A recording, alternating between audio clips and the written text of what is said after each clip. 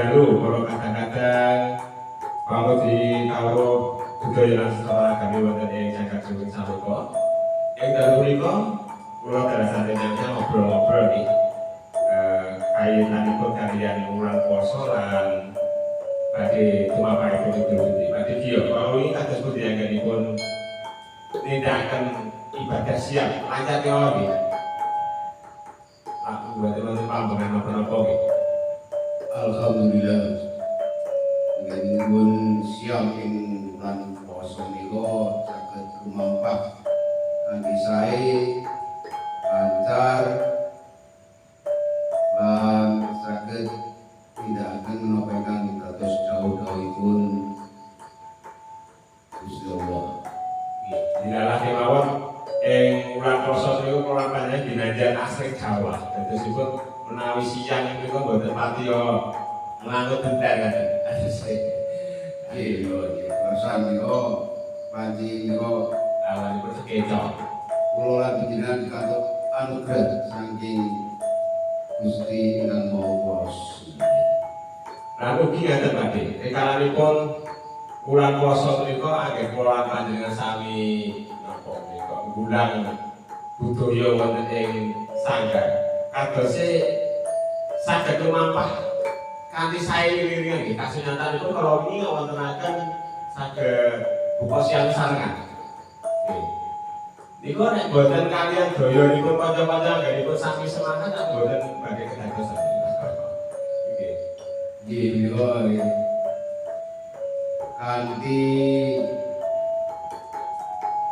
buka bersama kula nggih kagem ngraketaken pasdherekan utaminipun warga Dukuh menika kaliyan rencang-rencang Juling Sarupa menika. Kula panjenengan tadarusipun menika panci terus pundi umpami kula panjenengan dereng saged maos Quran kanthi lancar gegandhengan sareng dari kanca-kanca menika sing dereng saged tinuntun akhiripun saged katam bareng. Ibaratipun ngaten, ibaratipun saumpami kula panjenengan dereng saged maos kanthi bener. Nanging kanca-kanca remen rawuh, remen mirengaken. Iku setunggalipun napa wae kami bahan menika.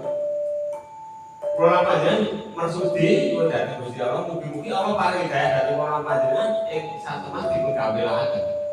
Nggih. Niki kados masihipun ingkang nabuh sarem menika. Niku anggenipun makarya menika lambenipun nuwun sewu tutukipun menika. Menika tansah ngulaken sing diapal Yasin menapa-menapa. Niku mboten sajengan tiyang. Terus mboten. Terus Mboten sajengan tiyang. Wong ing atase dodolan mubeng tesih kersa Yasin dhewe. Lah, mugi-mugi menika nulari dhateng kula panjenengan. Ibaratipun mboten saged muniya wong sing apal ya guru-guru ngapalipun. Bulan Ramadan dipun dawuhaken ngata-ngataken dia sih tiap hari, dia tahu. Iya, terus. Kados kalau ini, nalika itu kanca-kanca menika ngapal wonten ing sanggar nggih. Nglantunaken gegojekan kaliyan gending pangatap lajeng lancaran Juling Sarupa, lajeng wonten ingkang ngaturaken ilir-ilir. Menika suraosipun lebet badhe. Ilir-ilir menika biasanipun para winasih salebet kok bilih panjenengan menika saged atur pangandikan. Janji-janjipun sing dimaksudke ilir-ilir tandure wis sumilir iku atus pundi? Nah iku pinter panjenengan. Lah kaya dene rembakanipun sedulur to niki. Nggih.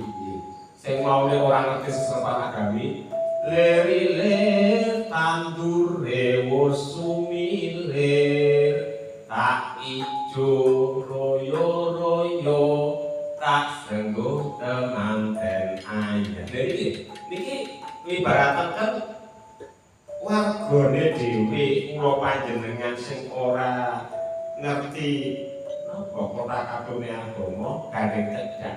Kaya dene tetanduran gumadhuk ketok ijo royo-royo kasunyatanipun ngerembakanipun musala masjid do sami seneng griyah. Dono griyah. Sonten sami atur pasugatan daharan kagem buka puasa. Niku nek boten pentekipun manah ya Allah. Panci terus Niki akhiripun kula panjenengan dipun tedahaken. Oh, bulan Ramadan iso kuwi mung caos unjukan wedang putih ning wonten ing laman Ramadan menika maringi gagahan tiap sami siap. Gagarane padha karo sing poso. Nggih. Oh padang rembulan mumpung jembar kalan yo surah surah iyo